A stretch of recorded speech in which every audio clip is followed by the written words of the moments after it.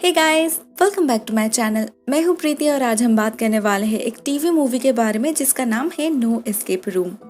ये एक psychological thriller है, 2018 में रिलीज हुई थी और इस फिल्म की IMDb रेटिंग है 5.3 आउट ऑफ 10। ये कहानी है माइकल और कैरन की। वो लोग निकले तो थे एक एंटरटेनिंग हॉलीडे स्पेंड करने, मगर एंटरटेनमेंट के नाम पे उन्हें जो मिला उनसे उनकी पूरी जिंदगी बदल चुकी थी। अब ऐसा क्या हुआ उनके साथ, ये जानने के लिए तो आपको ये वीडियो देखना होगा। तो चलिए शुरू करते हैं इस वीडियो को। फिल्म शुरू होती है और हम माइकल और उनकी बेटी कैरन को देखते हैं एक साथ अपनी गाड़ी में कहीं पर जाते हुए। छुट्टी का दिन है, बाप बेटी हॉर्स राइडिंग के लिए निकले थे। 3 घंटे ट्रैवल करने के बाद वो लोग फाइनली जब उस स्पॉट तक पहुंचे, पता चला रैंच तो बंद है। Bad luck. कैरन बहुत अपसेट हो चुकी थी। वो लोग घर लौटने लगते हैं, लेकिन लगता है आज का दिन ही खराब है। बीच रास्ते पे उनकी गाड़ी खराब हो गई। बहुत ढूंढने के बाद उन्हें गैराज तो मिला, लेकिन उन्हें कुछ देर तक वेट करना होगा। तो वो लोग कुछ खाने के लिए पास के ही एक रेस्टोरेंट में चले गए और वहाँ पे एक वेट्रेस बेट्सी उन्हें एक लोकल गेम के बारे में इन्फॉर्म करती है। उसका नाम है एस्केप रूम। रूमर से इस गेम में जो भी पार्टिसिपेट करते हैं वो लोग गायब हो जाते हैं। ऑफ कोर्स ये सारी बातें इस गेम को और भी ज्यादा अट्रैक्टिव बनाने के लिए ही स्प्रेड किया गया है, बट जोक्स अपार्ट ये गेम काफी फेमस है। माइकल तो राजी था ही, कैरन भी एक्साइटेड दिखाई दे रही थी, तो देर न करते हुए माइकल उसे लेकर उस घर में पहुंच जाता है। वो लोग दरवाजे पर नॉक करते हैं। पहले तो ऐसा लग रहा था शायद ये भी क्लोज हो चुका है, लेकिन तभी अचानक दरवाजा अपने आप खुल जाता है। देखने से तो ये घर कोई विंटेज मैंशन लग रहा था और अंदर जैसे कुछ ज्यादा ही सन्नाटा था। उन्हें लगा शायद सिर्फ वो दोनों ही पार्टिसिपेंट्स हैं, लेकिन तभी एक जोजी नाम की लड़की वहाँ पर कहीं से आ जाती है और उन्हें एक रूम में ले जाती है और वहाँ पर उनकी मुलाकात होती है और 3 पार्टिसिपेंट्स से, मेलेनी, टायलर और एंड्रयू। मेलेनी और टायलर कपल थे, लेकिन काफी अलग है। मेलेनी बहुत स्पोर्टिव है, वो ऐसे कई सारे गेम्स में रेगुलरली पार्टिसिपेट करती है, लेकिन टायलर ये सब बिल्कुल भी पसंद नहीं करता। ऑनेस्टली उसे डर लगता है। आज मेलेनी का जन्मदिन है, सिर्फ इसी वजह से वो मेलेनी का साथ देने आया है। एक दूसरे से इंट्रोडक्शन के बाद जोसी उन्हें एक रिफ्रेशिंग ड्रिंक ऑफर करती है और एक फॉर्म साइन करने के लिए देती है। जो सबूत है वो लोग अपने खुशी से, अपने मर्जी से इस गेम में पार्ट ले रहे हैं। बाकी सारे लोग तो स्केप्टिक थे, मगर मेलेनी जो एक एक्सपीरियंस्ड प्लेयर है वो कहती है ये कुछ इम्पोर्टेंट नहीं है, बस एक कस्टमरी ड्रेसिंग है फॉर द गेम। सभी लोग साइन कर देते हैं और उसके बाद मेलेनी उन्हें एक वीडियो दिखाती है और साथ में एक कहानी भी सुनाती है। लोग कहते हैं लास्ट कुछ सालों से इस शहर में बहुत अजीबोगरीब हादसे हो रहे हैं। लोग ऐसे ऐसे चीजों को देख रहे हैं जो शायद डरावने सपने से भी बदतर है। डॉक्टर्स का कहना था इस शहर में कोई बीमारी फैल रही है, लेकिन चर्च का कहना था ये शैतान का काम है। दिन गुजरने लगे और अल्टीमेटली पता चला इस सब का कारण इस घर में छुपा हुआ है। इन 4 दीवारों के बीच कोई अनहोनी हो रही है। इस घर में एक पागल साइंटिस्ट, एक इन्वेंटर रहता था जो इंसानों पर एक्सपेरिमेंट करता था और वो आत्माओं से बात करने का तरीका ढूंढ रहा था। ऑफिशियल्स के तरफ से 5 लोगों को भेजा गया इस घर में उस पागल को ढूंढने के लिए और जो भी कुछ हो रहा था उसे रोकने के लिए। लेकिन इस घर में एंटर करने के बाद से ही वो लोग जैसे गायब हो चुके थे। उनका कुछ भी कोई भी पता नहीं चल पाया। आज यहाँ पर जो 5 पार्टिसिपेंट्स हैं, उनका काम है उन 5 लोगों को ढूंढ निकालना। उनके पास सिर्फ 1 घंटा है। हर एक रूम में कुछ क्लूज दिया जाएगा। उन क्लूज को सॉल्व करने पर उन्हें एक चाबी मिलेगी जिससे वो लोग दरवाजा खोलकर आगे बढ़ पाएंगे। बस यही गेम है। गेम तो वो लोग समझ गए थे, लेकिन उन्हें जो वीडियो दिखाया गया था वो बहुत ही ज्यादा क्रीपी था। उसे देखकर सभी लोग, इनफैक्ट मेलेनी भी काफी डिस्टर्ब्ड हो चुकी थी। अब खेलने आए हैं तो खेलना तो होगा ही। वीडियो ऑफ होने के साथ साथ टाइमर ऑन हो जाता है और वो लोग एक रूम में जाकर चाबी ढूंढने लगते हैं। ऑनेस्टली फर्स्ट लेवल काफी इजी था। उन्हें एक रिकॉर्ड मिलता है जिसे प्ले करने पर उन्हें एक गाना सुनाई देता है जिसमें कुछ रैवन, स्नेक, पिग के बारे में लाइन्स थे। सभी लोग ध्यान से देखते हैं तो उन्हें वहां पर कुछ शो पीस दिखाई देता है जो एनिमल्स का था। उस गाने में जैसा है उस ऑर्डर में उन शोपीस को प्लेस करने से एक लॉकर खुल जाता है और उन चीज़ों को ही ब्लू लाइट में देखने से उन्हें कुछ नंबर्स मिलता है जो उस लॉकर का कॉम्बिनेशन था। सभी लोग बहुत खुश हैं। बहुत इजीली उन लोगों ने लेवल 1 कंप्लीट कर पाए थे, लेकिन टायलर के साथ कुछ अनयूजुअल होता है। उसे अपने हाथों में, अपने स्किन के अंदर कुछ वर्म्स दिखाई देने लगते हैं। वो डर जाता है, पैनिक करने लगता है, लेकिन एंड्रयू उसे संभालता है ये कहकर इस जगह की सेटिंग और लाइटिंग से ही लोग हेलुसिनेट करते हैं। एनीवेज वो लोग नेक्स्ट रूम में जाते हैं और इस रूम में बहुत सारे घड़ी थी और भी बहुत सारे ऑब्जेक्ट्स थे जिसमें से मैक्सिमम चीज़ों की मैकेनिज्म तो उन्हें समझ नहीं आ रही थी। वहाँ पर एक टेलीफोन भी था जिसमें डायल टोन आ रहा था और मेलेनी जैसे ही उस रिसीवर को उठाती है उसे किसी की आवाज़ मिलती है। गौर करने पर वो समझ जाती है ये उसकी खुद की आवाज़ है और ये आवाज़ टाइलर से बात करना चाहती थी। टाइलर जो बहुत ज़्यादा पैनिक्ड हो रहा था वो बात करने के लिए बिल्कुल भी राजी नहीं था, लेकिन मेलेनी उसे इंश्योर करती है ये सिंपली एक गैग है, उन्हें डराने के लिए, उन्हें कंफ्यूज करने के लिए कोई उसकी वॉइस कॉपी कर रही है। वो टाइलर को बात करने के लिए फोर्स करती है, शायद इससे उन्हें कोई क्लू मिल जाए। टाइलर फोन तो रिसीव कर लेता है लेकिन वो लड़की टाइलर को भागने के लिए कहती है और तो और टाइलर के कान से खून भी निकल रहा था। वो बहुत ज़्यादा पैनिक करने लगता है और इस गेम को छोड़कर भाग जाता है। उन्हें स्टार्टिंग में ही एक वर्ड दिया गया था अवेक, इसे कहने से ही आप इस गेम से क्विट कर सकते हो। टाइलर तो निकल जाता है मगर साथ ही साथ वो दरवाज़ा फिर से बंद हो जाता है। मेलेनी बहुत अपसेट हो चुकी थी लेकिन वो उसके बिना ही गेम कंटिन्यू करने की डिसाइड करती है। वो चारों लोग फिर से क्लूज ढूंढने लगते हैं। कैरन अचानक से नोटिस करती है इस रूम में इतने सारे क्लॉक्स हैं लेकिन सभी क्लॉक्स 10-12 पर बंद हो चुकी है। ये एक क्लू था, ये 4 डिजिट कोड असल में 101.2 रेडियो स्टेशन था। जैसे ही वो लोग पर्टिकुलरली उस स्टेशन पे रेडियो ट्यून करते हैं उन्हें कुछ लेटर्स मिलता है जो टाइपराइटर में टाइप करने पे उन्हें एक सेंटेंस मिलता है, 5 लॉस्ट फ्रॉम मिडनाइट।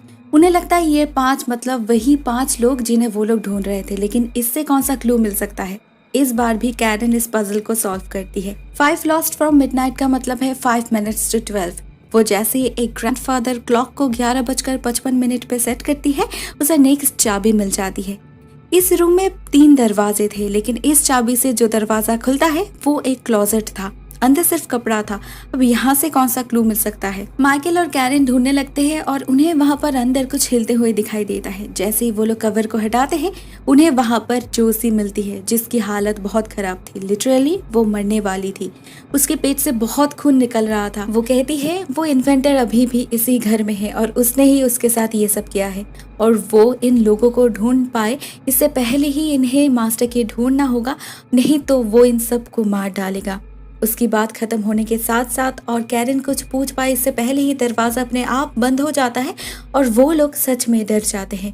उनके पास इस रूम से बाहर जाने का बस एक ही तरीका था, एक विंडो, लेकिन वहां से सिर्फ कैरन ही पास कर सकती थी। कैरन वहां से निकलकर हॉलवे में पहुंच जाती है और उसे वहां पर किसी की विस्परिंग सुनाई देती है जो शायद उसने पहले भी सुनी थी और उसे वहां पर जोसी भी दिखाई देती है जो सिर्फ जिंदा ही नहीं थी, हेल्दी भी थी। वो कैरन को उसे फॉलो करने के लिए कह रही थी तो कैरन भी उसे फॉलो करने लगती है और वो एक बेसमेंट में जा पहुंचती है, लेकिन वहां पर पहुंचने पर उसे जोसी कहीं पर दिखाई नहीं देती। ये जगह बहुत ही क्रीपी था। ये कोई अबांडन्ड लैब या फिर कोई ऑपरेशन थिएटर जैसा लग रहा था। कैरन को याद आता है उसने गेम शुरू होने से पहले जो वीडियो देखा था उसमें जिन इमेजेस को देखकर वो लोग फेक समझ रहे थे वो सब कुछ यहाँ पर प्रेजेंट था। वो skeleton, human body parts, blood, even वो लाश भी, और ये प्रोस्थेटिक मेकअप तो नहीं लग रहा था। चारों ओर देखते हुए कैरन बिल्कुल श्योर हो जाती है यहाँ पर सच में इंसानों पर एक्सपेरिमेंट किया जाता है। मतलब उस वीडियो में जो भी दिखाया गया है, जो भी कहा गया है वो बिल्कुल सच है। यहाँ पर चारों ओर बहुत सारे ह्यूमन पार्ट्स थे, बहुत सारे नोट्स थे, बहुत सारे स्केचेस थे जो एक्चुअल में एक्सपेरिमेंट डिटेल्स था। वो वैसे ही बहुत डर चुकी थी और अचानक उसे बाहर से किसी की डरावनी आवाज़ सुनाई देती है। वो जल्दी से बेसमेंट का दरवाज़ा बंद करके एक मेकशिफ्ट क्लोजेट के अंदर छुप जाती है जहां अंदर उसके लिए कुछ और ही वेट कर रहा था। इधर जैसे ही कैरन दरवाज़ा बंद करती है उधर वो दरवाज़ा अपने आप खुल जाता है जिसे हज़ारों कोशिशों के बाद भी माइकल, मेलेनी और एंड्रयू खोल नहीं पा रहे थे। अभी वो दरवाज़ा ओपन है तो वो लोग बाहर निकलते हैं और टाइलर और कैरन को ढूंढने लगते हैं और ढूंढते ढूंढते वो लोग एक रूम में जहाँ पहुँचते हैं जहाँ पर फिर से एक वीडियो प्ले हो रहा था। फिर से कॉम्बिनेशन लॉक दिखाई देता है लेकिन उन्हें आसपास कोई भी नंबर्स नहीं दिखाई दे रहा था।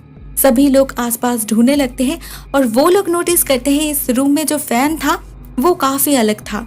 वो लोग श्योर है क्लूज वहाँ पर ही है, तो कुछ जुगाड़ करके एंड्रयू एक मिरर से प्रोजेक्शन लाइट को फैन पे रिफ्लेक्ट करता है जिससे उन्हें फैन ब्लेड पे नंबर्स दिख जाता है। लॉक खोलने पर उन्हें ड्रॉअर के अंदर से चाबी भी मिल जाती है। एंड्रयू और माइकल तो निकल जाता है, मगर मेलेनी अंदर ही रुक जाती है और वो दरवाजा अपने आप बंद हो जाता है। असल में वो लोग जब निकल रहे थे तब मेलेनी की नजर गई थी वीडियो की तरफ और उसमें कुछ ऐसी चीजों को दिखाई जा रही थी जिसे देखकर वो बिल्कुल शॉक्ड हो गई थी, क्योंकि उसमें वो खुद को देख पा रही थी। चाबी अभी भी वहां पर ही थी, वो निकल सकती थी, लेकिन वो जैसे ही दरवाजे की तरफ आगे बढ़ रही थी वो फिर से रूम के दूसरे तरफ से ही निकल रही थी, बिल्कुल उस वीडियो की तरह। वो बार बार कोशिश कर रही थी, लेकिन वो घूम फिर के एक ही जगह वापस आ रही थी। तो वो दूसरे साइड से निकलने की कोशिश करती है और उस रास्ते से जाने पर उसे टायलर की लाश मिलती है जो सीलिंग से लटक रही थी। वो रोने लगती है, लेकिन तभी उसे फोन की घंटी सुनाई देती है। वो भागकर वापस आती है, फोन को रिसीव करती है और बिल्कुल लास्ट टाइम की तरह इस बार भी उसे फोन से अपनी ही आवाज सुनाई दे रही थी। वो पैनिक्ड हो चुकी थी और पागलों की तरह बात कर रही थी, लेकिन अपनी ही बातों को सुनकर उसे याद आता है उसने इन्हीं लाइंस को कहीं पर सुना है।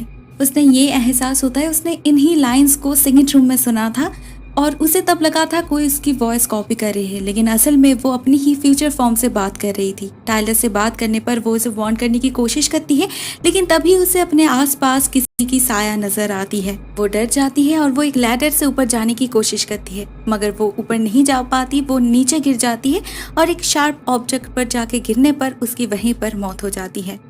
तब तक बाहर एंड्रयू और माइकल अलग होकर वे आउट ढूंढने लगे थे। माइकल अपनी बेटी को बुला रहा था, लेकिन कैरन कुछ भी कहने की हालत में ही नहीं थी। वो अभी भी उसी क्लोजेट में है और वहां पर अंदर और एक लाश थी। पहले तो वो किसी तरह से खुद को संभाल रखी थी, लेकिन अचानक से वो लाश हिलने लगी। कैरन भाग भी नहीं सकती थी क्योंकि वो फील कर रही थी बाहर कोई है, लेकिन वो और खुद को कंट्रोल नहीं कर पाती और बस वो चिल्लाने ही वाली थी, तभी अचानक से एंड्रयू उसे ढूंढ निकालता है। लेकिन तब वहां पर कोई भी लाश नहीं थी। वो लोग इस क्रीपी बेसमेंट से निकलना चाहते थे, लेकिन क्लोजेट का दरवाजा खोलने के साथ साथ ही बेसमेंट का दरवाजा बंद हो चुका था। मतलब यहाँ पर भी उन्हें कोई क्लू ढूंढना होगा। एंड्रयू को वे आउट मिल जाता है और कैरन को भी एक ब्लूप्रिंट मिलता है, जिससे उन्हें चाबी के लोकेशन के बारे में तो पता चल जाता है, लेकिन वो असल में एक टॉयलेट पॉट था जिसकी हालत डिस्गस्टिंग थी। उसे देखकर ही घिन आ रही थी, लेकिन इस हालत में वो बाहर निकलने के लिए कुछ भी कर सकते थे।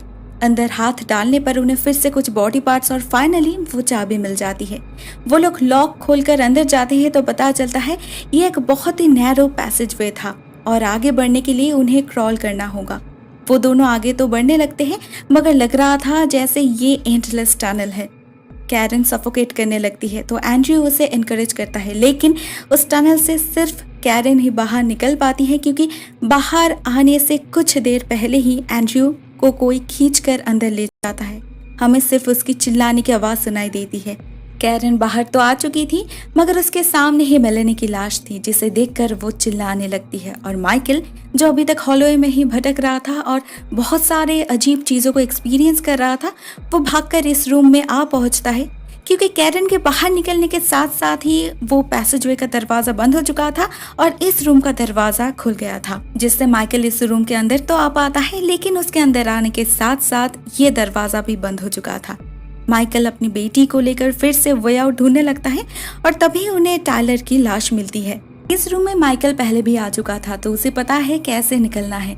इस बार अपनी बेटी को लेकर वो इजीली निकल जाता है, लेकिन जैसे ही वो लोग हॉलवे में वापस जाते हैं उन्हें वहां पर टायलर दिखता है, जो सेकंड रूम से गेम क्विट करके भाग रहा था और उनके सामने ही कोई उसे एक रूम के अंदर खींच लेता है। वो लोग उसके बिल्कुल सामने ही थे, उसे बुला रहे थे, मगर वो जैसे उन्हें देख ही नहीं पाया। उसे देखकर वो लोग भी चौंक गए थे, क्योंकि वो लोग अभी अभी उसकी लाश देखकर आ रहे हैं।